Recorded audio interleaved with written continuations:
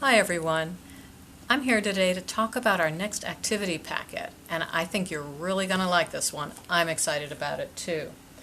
It's called the Flat Stanley Photo Op activity packet. Some of you may know the Flat Stanley books.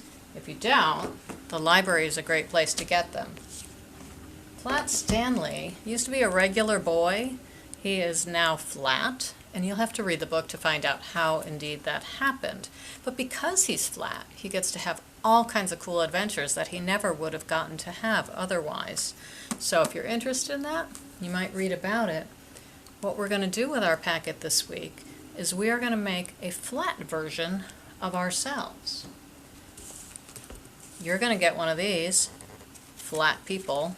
There's actually two sides to it, so it can stand up on its own.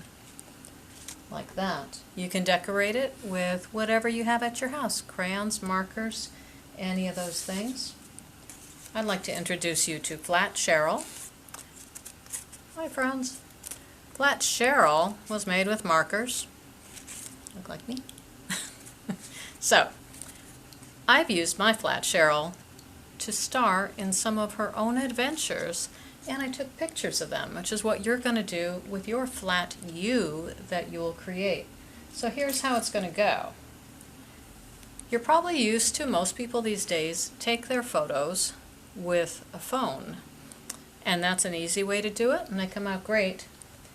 Before phones and digital cameras, there was a film camera, was what used to be.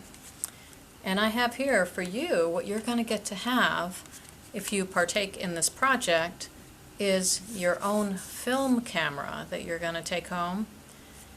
You only get to use it for one roll of film, which means 27 pictures. So there's one camera per family. If you want to be part of this project, you have to sign up at the library. You can either come in, do it at the front desk, or call us up. Let us know so we can get your information, because we don't have a million of these. We only have a limited number, and we hope that everybody who wants to do it will be able to be part of this project, because it's really cool. If you get one of these cameras, one of these packets, here's what you're going to find. You'll see this camera, you'll see the flat person, and this camera comes in its own box. It's taped shut. When you open it up, you'll see something that you might think is another box. It is not another box. It is actually the camera. It's not a camera that we get to use over and over, right? So we just keep it in the packet like this to keep it safe. And when it's time to use this camera, I don't actually want to use it for my video, because that means then nobody else gets to use it. But I'm going to talk about how to best use it and what kind of photos you might take when you're doing your project, and then what will happen next. If you haven't taken a lot of pictures yet, or you want to learn more about it, we've got some really great photography books at the library that'll give you some hints about different ways to do it and expand what you know about photography already.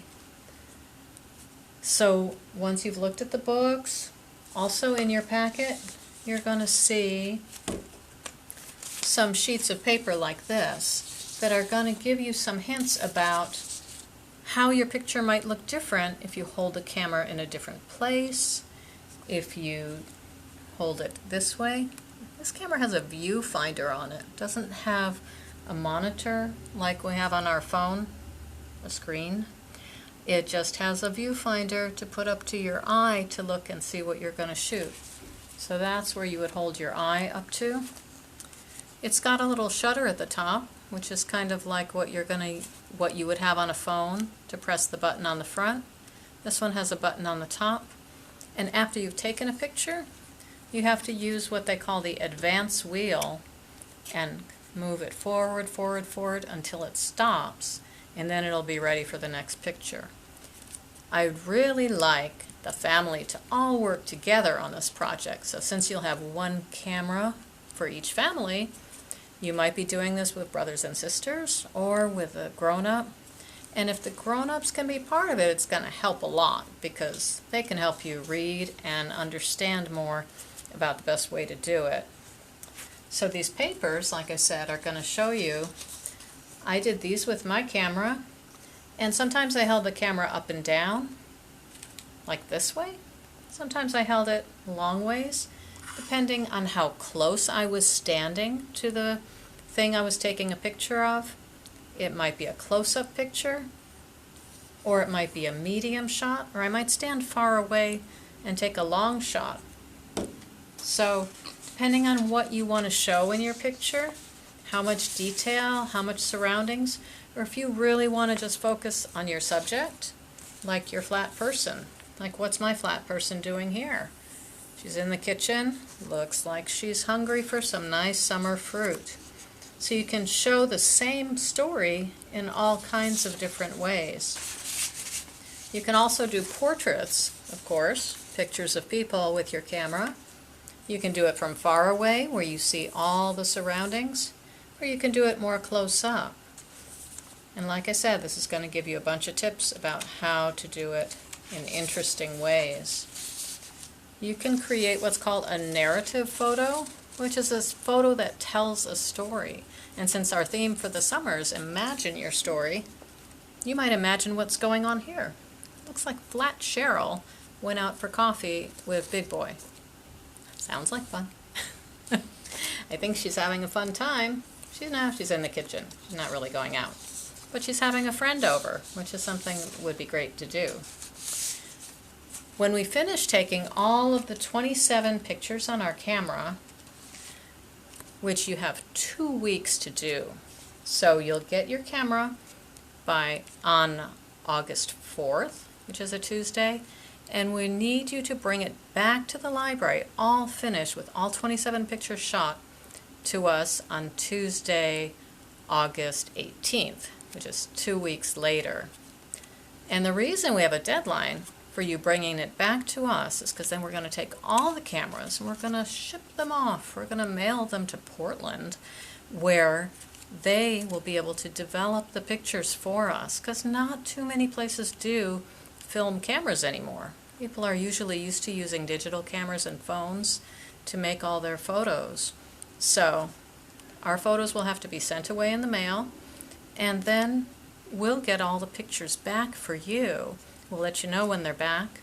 We're going to put a show together with some of your pictures to hang up and share with everybody, and you'll get to keep your pictures that you've taken during this time. Another thing that you're going to do while you're taking the pictures, and this is a way to help you sort of keep a diary about your pictures, is when you take a photo, write down on the log, which I don't have made yet, but there will be a log, and on that log you can write what you had in that picture, where you took that picture, things to help you remember. So when you put your pictures together, maybe you'll give them titles and see what you want to title your pictures, because they're pieces of art.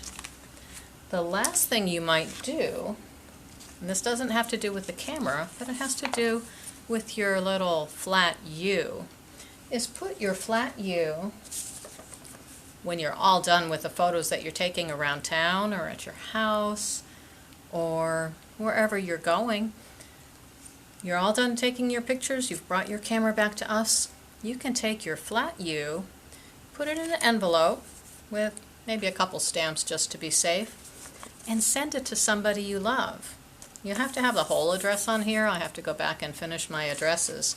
But I'm sending this to my grandbaby because I thought Flat Cheryl's missing seeing her grandbaby. So she is going to go see her, going to pack her up, put her in the mail, and she can have some adventures there, and maybe they'll send me some pictures back. So maybe if you haven't been able to travel to see your friends or family lately, you can go ahead, send your flat U off in the mail, and see what kind of adventures they have somewhere else. So there's a lot of different things going on in this project. I even forgot to say that in your packet you'll get some stickers so you can make your camera look excellent and very cool by putting them on the outside. You would not want to cover up this circle because that's the lens. That's where the camera is able to take the picture from. But the other thing you got to put on your camera besides stickers is make sure to put your name on it. so they don't get lost. And what's going to help you with this is, remember last week or 2 weeks ago when you had the permanent marker in your kit? That would be a good way to put your name on here, and a grown-up can help you with that. So that's kind of the rundown about our photo packets, and I hope you're excited because it's going to be super cool. And I can't wait to see what kind of adventures you all are having, because I don't get to see you that often these days. But come on into the library, don't forget to sign up for this, and we'll see you soon.